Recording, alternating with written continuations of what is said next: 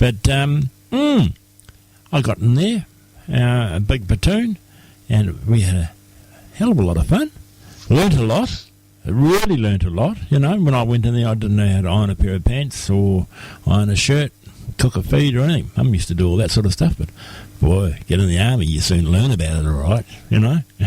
Yeah. If you don't learn about it, you're on the bull ring that night doing extras, you know, running around with a rifle above your head. But it was a lot of fun, and when my time was up, I was quite sad to leave the army, actually. I was quite sad. Now, many of the guys that went in there, when we went up on the train to Waiouru, there were some guys on there, and I tell you what, some of them looked pretty rough characters. But by the time the army got hold of them, gave them a haircut, they came back into the barracks, recognised who they were, but they came back looking totally different, didn't know who the hell they were. And those guys actually did sign on for regular force service. So they stayed in the army. That's how good the army life was. Wow. Yeah. So they cleaned them up that well that you didn't even recognize who they were. Yeah. That is great. Yeah. There was one guy, I can't remember his name because it was many years ago, but this one guy, he was a real hard-looking customer, and when he was on the train, I think everybody sort of gave him a wide berth because he didn't look very happy sort of a guy, and it looked like he could fire up at any if you looked at him, you know. But anyway, right. the army got him, and they gave him a haircut, gave him the army haircut, and I tell you what, he came out of there totally different. It certainly melted him, you know. And the funny part about it, there was many people that got haircuts, like I did before we went to the army, so I thought, I don't want the army giving me a haircut. Got in the army there, and they walked along, and if whatever hung down below the beret that you were wearing belonged to the army. Right. So if you had long hair hanging down below your beret, yep, she came. You got a cut. I got a cut. Yep. It was funny. That is funny because there, all of you guys thinking that you were preempting something and you were doing something, but you went in there and they did it anyway. Yeah, dead right. Yep. Yeah, there was no getting around it, you know. Yeah, come along. Absolutely. We're all standing there in a line. They just come along, tap you on the shoulder and say, haircut boy, you know. I tell you what, there was more guys falling up into the line for the haircuts than what there was staying behind.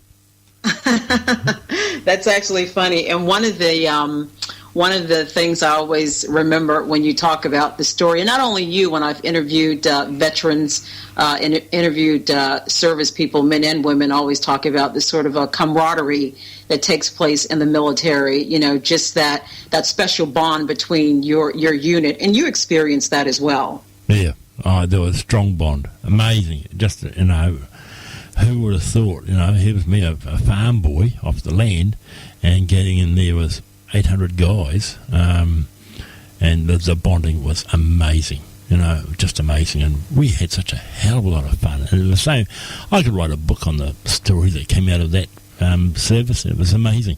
Yeah, fantastic. Yeah, well, that is wonderful that you had that experience, and I'm sure like many other people as well. But again, for those of you that are just joining us, we're headed to the top of the hour, 10 o'clock. In New Zealand this morning, Himatangi Beach, and 6 o'clock in Washington, D.C. Don't know what time it is in Great Britain, but I better start figuring that out because, too, I just got an email from some of our friends in Great Britain that said, thank you so much for acknowledging us at the top of the show, Victoria. So I'll have to make sure that I continue to get you guys in there as well. But again, we're supposed to be interviewing Sophie. Just like in America, all divas are late, Stu, so she's a diva. You know how these diva teenagers are. They're probably somewhere fixing their hair or doing something special. But anyway, we'll take another break if that's okay. And then we're going to come back and hopefully she'll be there. But if not, I've got a little bit more news. And then it'll be time to close out our special NZ Day show. Stu? All right. Let's have a listen to this little number. It's an old number. Bring back the memories. Hello, I'm Emmy Award-winning broadcast journalist Victoria Gaither from America. Join me weekly on Seabreeze on International Connection as I discuss hot topics and current events taking place in the U.S. I'll also take your questions and comments. I look forward to our time together on Seabreezefm.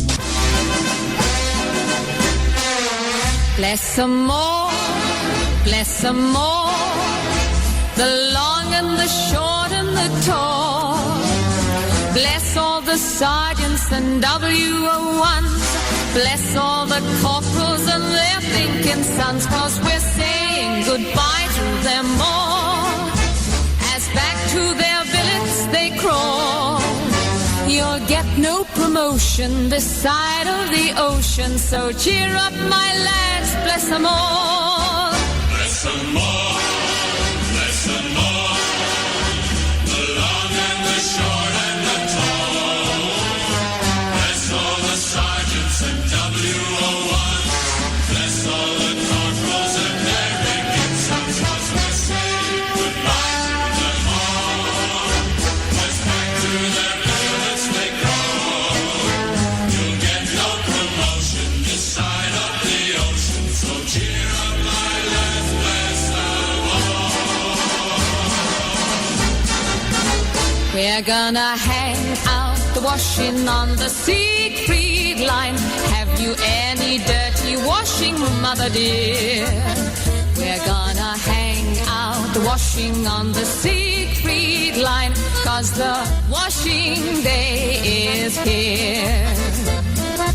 Whether the weather may be wet or fine, we'll just rob along without a care. We're gonna hang out the washing on the Siegfried line, if the Siegfried line's still there.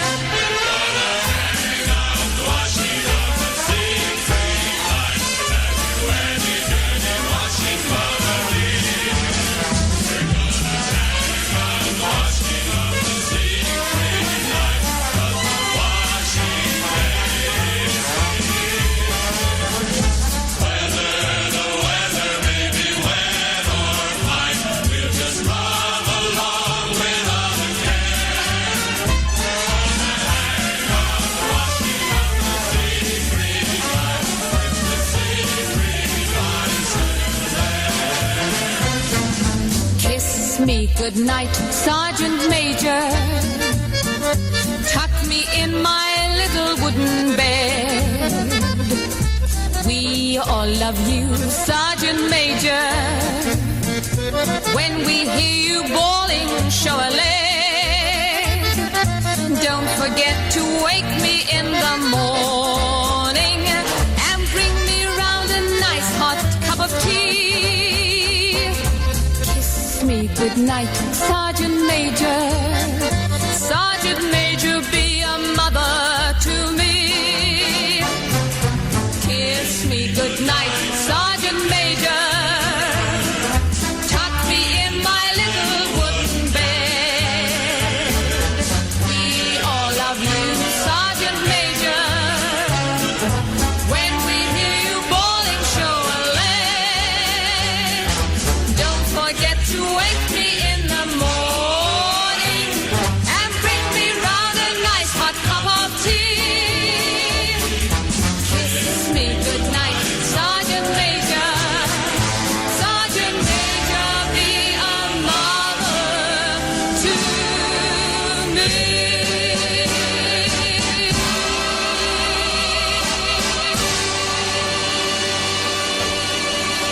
Good morning and welcome back to Seabreezefm. I'm American journalist Victoria Gaither, alongside with New Zealand broadcaster Stu Frith.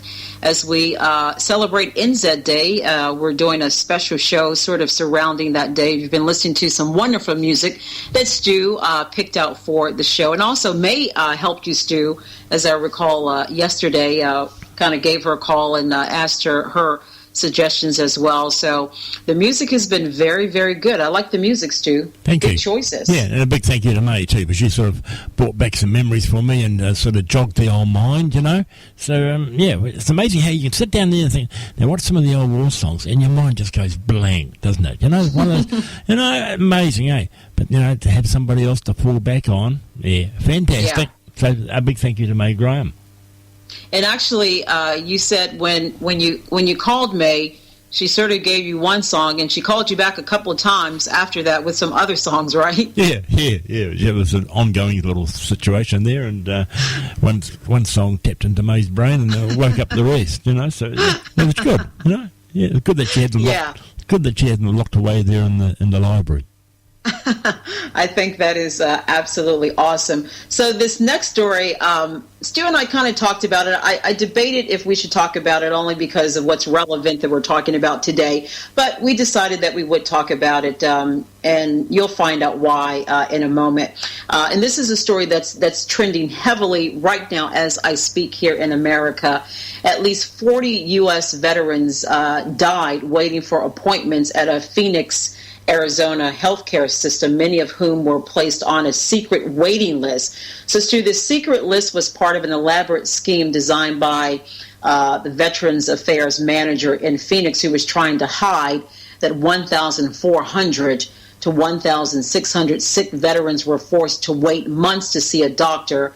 And that's according to a recently retired top VA doctor with several high-level sources. So basically for 6 months, and this story has been reporting all along on CNN, on extended delays in healthcare appointments suffered by veterans across the country who actually died while waiting for appointments and care. And Stu, the reason why I actually wanted to talk about this story, because this is a kind of story that just makes you so sick to your stomach, and it just really makes you upset because, you know, when you go and serve your country, these veterans need to be taken care of. And for these 40 U.S. veterans to die as a result of not being able to get the appointments and the care that they needed, it's absolutely horrible. And I'm sure heads are going to roll as a result of that. But that's a really big story that's trending right now in America as well. So I do think that our interview, Sophia, is actually in-house. I think I kind of see her standing back there. So we're going to get her on the air very soon for her interview. She's going to talk about the parade that she was in Foxton and also talk about the bowls. But Stu, you know, it is very sad. I know Sophie's sort of getting set up there in the studio. It's very, very sad that those 40 U.S. veterans had to die as a result of waiting on this list. I mean, no veteran should be treated like that. It was shocking, wasn't it? And it happens a lot. But the veterans have been to war, you know, they served the countries and all this sort of thing, and they come home to second-rate health care. Unbelievable, you know. It just makes you wonder what the hell's going on, doesn't it? It really does. Exactly. It's crazy. It is crazy. It is crazy. But, you know, hopefully, not hopefully now as a result of this CNN investigation, at least, you know, some heads are going to roll and people will be accountable for that. But again, I know that Sophia's in the studio. Stu's going to give me the thumbs up when she's actually set up and ready to go. So we can talk to her about her experience today. And, you know, today is just a very, very special day that folks in New Zealand are commemorating, as well as Australia, Stu. That is correct, right? Yeah, dead right. Yeah, New Zealand and Australia celebrate this together very strongly, very strongly. So I'm going to get Sophie organised here behind the mic. While do you want to carry on talking, or do you want some music? Some music would be good, yep, then I can grab something to drink. Yep, cool. All right, we're going to play a couple of songs here, and we'll get Sophie on the chair here on Seabreeze, and Sophie Fisher's next here on 88. Hi, this is Mark Raven, a news and traffic reporter in the United States, and my day can't start properly unless I'm listening to Stu and Victoria every morning right here on Seabreezefm.